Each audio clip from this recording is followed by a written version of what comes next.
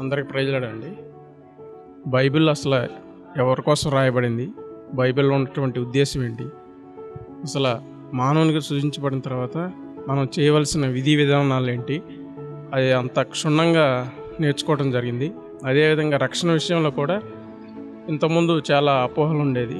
ఇప్పుడు అన్న చెప్పినటువంటి ఆ యొక్క రక్షణ విధానం ఎంతో మేలుని దయచేసింది. అదేవిధంగా మందిరం విషయంలో కూడా ఇంతకుముందు వేరే విధంగా ఉండేది, మందిరం కట్టాలని.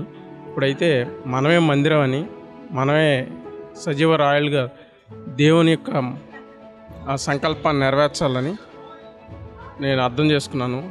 ఈ యొక్క సెక్షన్ ద్వారా నేను ఎంతో దీవెన పొందానని ప్రభు పేరట మీ అందరికీ మనవి చేసుకున్నాను.